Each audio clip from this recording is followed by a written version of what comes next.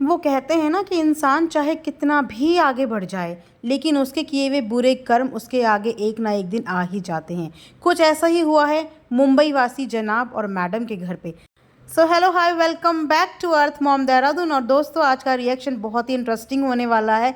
बहुत सी ऐसी चीज़ों से पर्दा हटने वाला है जो बहुत सारी ऑडियंस को अभी तक पता ही नहीं है। तो ऑडियंस को पता चलती भी कैसे, क्योंकि पता चलने से पहले ही सारे सबूत जो मिटा दिए गए हैं।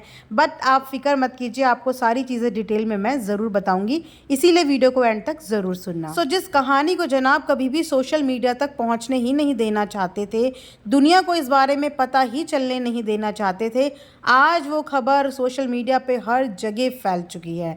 और वो खबर कोई और नहीं, इनके अपने खुद के खून के रिश्तों की खबर है।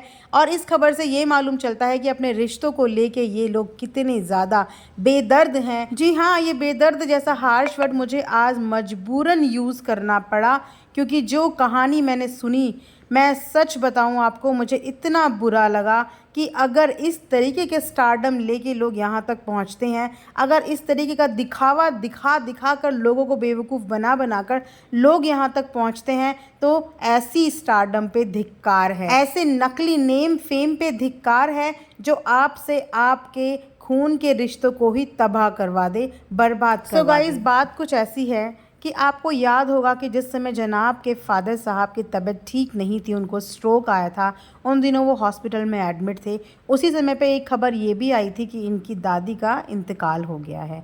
तो उस समय भी काफ़ी ये खबर फैली कि ये लोग अपनी दादी को देखने के लिए क्यों नहीं गए।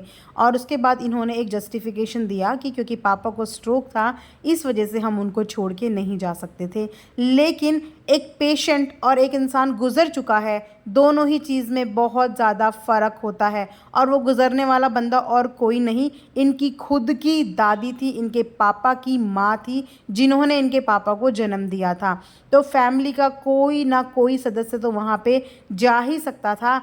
आने और जाने में कितना टाइम लगता है, आप खुद बताइए कि अगर आपको कहीं पे पहुंचना है आज की डेट में, तो आपको कितना वक्त लगता है आने और जाने में। लेकिन जाने की नीयत तो होनी चाहिए थी, एक दिन बाद तो जाया जा सकता था, लेकिन नहीं, ये लोग नहीं गए। और ये लोग क्यों नहीं गए, उस समय इस बात में खबरें आई थी, लेकिन बोलते हैं ना कि जब किसी चीज़ का पुष्टिकरण ना मिले तब तक हमें किसी चीज़ के बारे में बोलना नहीं चाहिए। लेकिन कल जो वीडियो आई थी, शायद आप में से बहुत लोगों ने वो वीडियो मिस कर दी होगी। मेरे पास वो वीडियो है, लेकिन सॉरी, मैं वीडियो आपके साथ शेयर नहीं कर सकती। बट हाँ, उस वीडियो में क्या था मैं आपको ज़रूर बताऊँगी। उस वीडियो में ना डायरेक्टली इनडायरेक्टली इन्हीं की दादी की पूरी कहानी लिखी गई थी कि जब इनकी दादी का इंतकाल हुआ था, तो मुंबई वासियों ने ये इंस्ट्रक्शन दिए थे कि किसी को कानो कान इस बारे में खबर नहीं होनी चाहिए, ना किसी मस्जिद में अनाउंस कराना, ना किसी मंदिर में अनाउंस कराना, कुछ भी मत कराना, नहीं तो मीडिया को ये खबर लग जाएगी और गुपचुप कानो कान सब कुछ कर दो। और जिस स्थिति में मैंने सुना है इनकी दादी रहती थी ना, बहुत ही दयनीय स्थिति थी। वो घरों के काम करती थी, लिटरली लोगों के। और जिस समय उनकी मृत्यु हुई ना, उस समय भी वो सुना जाता है कि कहीं बहुत ही गंदी जगह पे गिरी हुई पड़ी हुई मिली थी। तो आप खुद सोचिए कि जो जनाब खुश रहिए प्यार बांटे का स्लोगन गाते फिरते हैं सोशल मीडिया में, इनका वो प्यार अपनी दादी के लिए नहीं आया। ऐसा क्या इनकी दादी ने इनके साथ किया था जिस वजह से इन्होंने उनका आखिरी दर्शन तक नहीं किया, अपना मुंह तक उनको नहीं दिखाया और उनका मुंह खुद तक नहीं देखा। तो इस तरीके के बेरहम रिश्ते हैं ये, आप समझ सकते हो। यही रीज़न है कि इनकी फैमिली में आपको सिर्फ और सिर्फ इनकी मम्मी की फैमिली देखने को मिलती है। इनके पापा की तरफ के किसी भी रिश्ते की ये लोग कभी भी इज्जत नहीं करते। बहुत बुरा लगता है ये सब चीज़ें देख के, और ख़ासकर किसी ऐसे शख्स के घर से देख के जो सोशल मीडिया पे एक इन्फ्लुएंसर बना हुआ है, सोशल मीडिया पे आइडल फैमिली का ज्ञान बांटता है और सारी दुनिया को ये सीख देता है कि खुश रहिए, प्यार बांटिए, अपने परिवार से प्यार कीजिए, किसी को ट्रबल मत दीजिए, किसी को परेशान मत करिए। अरे पहले अपनी पास हिस्ट्री तो उठा के देख लेते कि आप लोगों ने कितना लोगों को परेशान किया है। लोगों को छोड़ो, आप लोगों ने तो अपने खुद के रिश्तों को इतना परेशान किया है कि आपकी दादी को इस तरीके की मौत आई और उनकी मौत पे आप लोग एक बार जाकर देखे भी नहीं। तो यहाँ से ममता नज़र आती है कि क्या तो आपकी ममता थी और क्या तो आपके फादर साहब की ममता थी। खैर वो बीमार हैं, लेकिन फिर भी माँ तो माँ होती है। उन्होंने एक बार भी ये नहीं बोला तुम लोगों को कि जाओ जाके मेरी माँ को देख के आओ। तो बड़ा बुरा लगता है ये सब चीज़ें देख के कि आज अपने पापा अपनी मम्मी के लिए ये लोग इतना कंसर्न है, उनको इतना प्यार दिखाते हैं, उनकी इतनी सेवा करते हैं, लेकिन वो सेवा जब इनकी दादी के लिए करनी चाहिए थी तो दादी को दर दर की ठोकरें खाने के लिए मौदा जैसी जगह में क्यों पटक दिया, क्यों उनको वहाँ से लेके नहीं आया गया, क्यों उनको खर्चा पानी नहीं दिया गया। पहले मैं सोचती थी कि इनके ऊपर लोग इतना रिएक्शन क्यों देते हैं, तो डेली व्लॉगिंग के बेस पे रिएक्शन देते हैं, चलो समझ में आता है।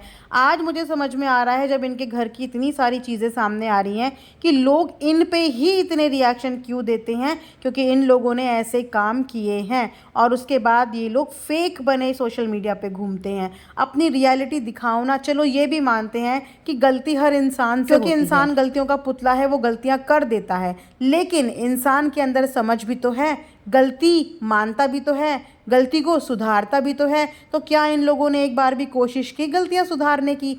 चलो इन्होंने अपनी दादी के साथ रिश्ता नहीं बनाया XYZ किसी भी रीज़न से, लेकिन उसके बाद भी इन्होंने अपने और रिश्तों को संभालने की कोशिश की।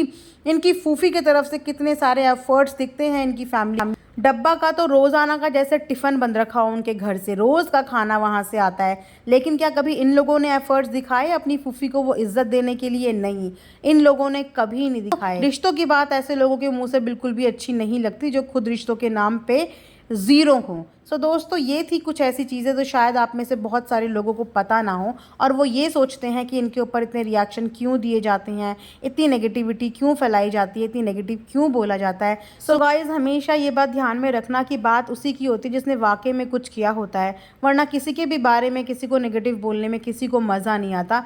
लेकिन जो लोग दुनिया को, जनता को गुमराह करने की कोशिश कर रहे हैं ना, तो उन लोगों की असलियत भी तो पता चलनी चाहिए। अगर नकली चोला पहन के वो अपना फेक रूप दिखा सकते हैं ऑडियंस के आगे, तो हम लोग उनका असली चेहरा दिखाने में ऑडियंस की मदद करते हैं। इसमें नेगेटिविटी फैलाना नहीं होता, इसमें होता है कि रियलिटी बताना। मतलब 100 बात की एक बात, अगर किसी को प्यार करना है तो उसकी असलियत जानने के बाद उसको प्यार करो, उसके नकली रूप से उसे प्यार मत करो। अगर आप उसको उसके ऐबों के साथ, उसकी असलियत के साथ एक्सेप्ट करना चाहते हो तो it's totally your call, but आप लोगों को सच्चाई पता होनी चाहिए। सो ये था मेरा आज का एक रिएक्शन, और मैं हमेशा यही कोशिश करती हूँ कि मैं आपके सामने कुछ सच्चाई ही लेके आऊँ, एक ट्रू रिएक्शन, जिससे आप लोगों को हेल्प मिले सही और गलत में फ़र्क जानने की।